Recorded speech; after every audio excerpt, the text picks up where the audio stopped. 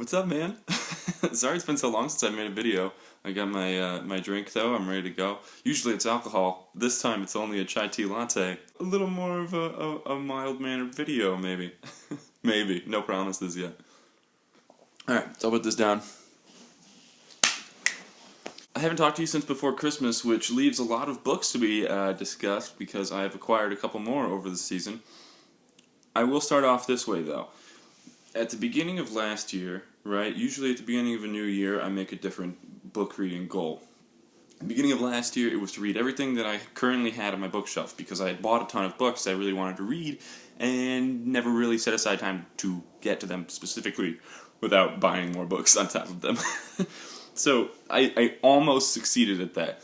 There are a couple of books. One was The Road Less Traveled, which I read a couple pages of, and it seemed kind of just New Age philosophy-ish, and I'm just not really into that, so I just put it down. Haven't really had any desire to read it. And the second one, Arthur Conan Doyle's complete collection of Sherlock Holmes, which I've had for years, and I am okay with not having finished it because I believe it should be savored, and also because it's just a little daunting because it's a huge book.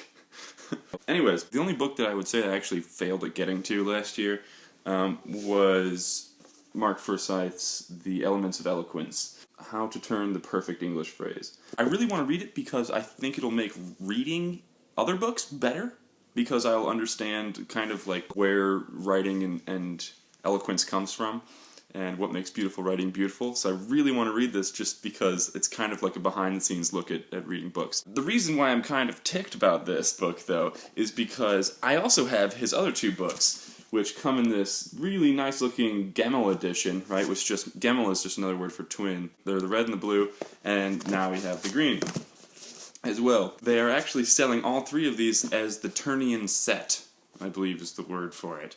And it has all three of these books in one nice little box like these ones are. And I'm kind of pissed that I didn't wait and get all three of them in a set, but he'll probably just come out with a fourth book and then there'll be like a quartet edition or something weird like that. That was the only book that I failed at reading this year, and I'm going to get to that probably as soon as I'm done with Brothers Karamazov, which is right here, and I am a pretty good ways through it, and I am loving it. It's separated really well. There's a whole bunch of really short chapters, and there's 12 like sub-books within it, and then there are actually different parts as well. If you're gonna read it, get this translation. Don't get like the Barnes & Noble Classics one. I got that one for my dad and for Christmas, and I'm like contemplating just finishing this one really quick and giving him this one so he can read it, because these guys have won like prizes for how well they've translated it. It's amazing. I would highly, highly, highly, highly, highly recommend this book. I'm having so much fun, and it's so compulsively readable. His phrasing is just amazing. So I will probably get to The Elements of Eloquence after that. But in the meantime, I'm also reading The 10th of December by George Saunders, which is an amazing collection of short stories. They have a ton of heart, and I actually started reading this one in Barnes & Noble when I would just like go and visit there and hang out. And I ended up reading the first two stories in it, the first two short stories, and was totally hooked. So anytime I had to wait for like Stacy to get off work or something, I'd just go by and visit Barnes & Noble and read another short story from 10th of December. And then I just ended up buying it because I wanted to finish it, and I felt guilty about just going to a store and reading the books on the shelf. I don't know, do you feel guilty about that? Like, will you just go to Barnes & Noble and just sit there and finish a book, like, from cover to cover? I've never done that, but I've come pretty close to it. So I'm also reading 10th of December, and I'm also reading, Calvin and Hobbes. I'm on book 3 of 4 of the complete Calvin and Hobbes collection that I bought for myself for Christmas. Well, actually, no.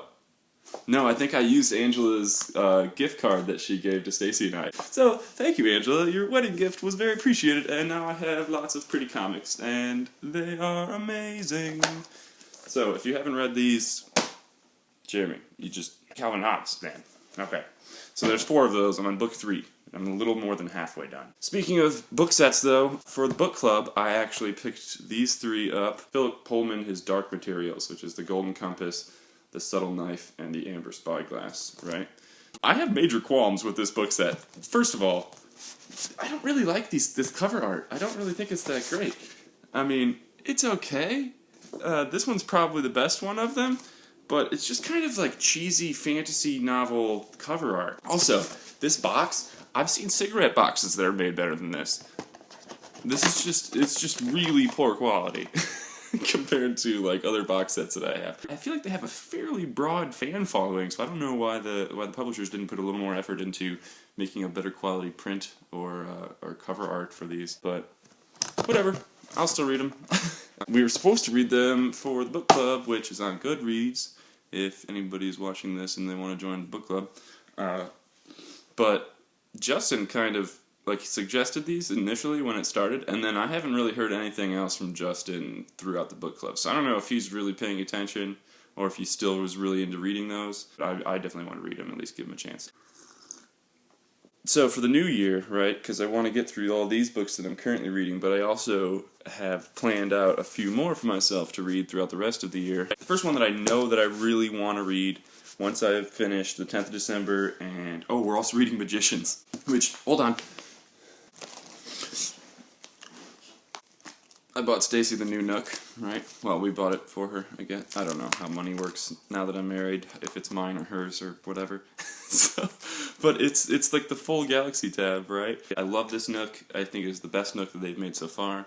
I would recommend it because it has the full Android, like Google Play Store. So, still reading Magicians. But once all of those are in the rear view, I have 4 books that I bought myself to start off my new reading year plan. Fahrenheit 451 by Ray Bradbury, which I have not read, believe it or not. Really interested to read this, especially because Angela said that I should. The next one that I got was Interview with the Vampire by Anne Rice, because I think there's like 13 books now and they're still like bestsellers. I'm hoping it'll be a really cool take on the vampire genre. I haven't really found a vampire story that intrigues me other than these, so hopefully they'll be good. Next one I got was something I'm really excited to read, which is Brave New World by Aldous Huxley, and it has this really cool, like, raised, bumpy cover, and it has an introduction by a foreword by Christopher Hitchens, which I thought was interesting. One of my coworkers at work is reading this, and he told me that he's really loving it. I'm really intrigued by the subject matter of it, so hopefully, I don't know if you've read this, Jeremy, but if you have, let me know what you thought. There's that, and then I've never, this book has never been recommended to me. I think I've heard of it only vaguely, referred to as like a classic of philosophy. But I saw the cover and I looked at the book and I had to pick it up just because it's so beautiful. And that is Candide. It's subtitled Or Optimism. I don't really know what it's about because nobody's ever told me about it. Look at this though, like the cover has these nice little comics on it, right? That explain like the basic story of the book. This amazing gold leaf swirly stuff. And then on the inside, they have maps of the world and where it takes place, and then they have summaries of all of the characters, and they all have little illustrations, which is so great. I can't wait to read this. Apparently the word optimism didn't come around until like mid-1700s, so this was like very popular philosophy back when this book was written. Once I've read this and all of the other books that I've showed you, I will be free to pick out another book, whatever I want to read. But until then, I feel like I'm on like a set reading plan. Also, Stacy sent me a link to something. It was like a 2015 reading checklist, which was like, one was like read a book over 500 pages, one was to read a book that's been made into a movie. There were a whole bunch of books on there. I think that would be a good way to branch out. So I think her and I are going to try to tackle that together, and maybe we can check off all those boxes. I'll somehow like put the list or the link in the doobly-doo. But I feel like those videos are going to be way too long, so I love you, and hopefully you don't hate me for waiting so long to make a video.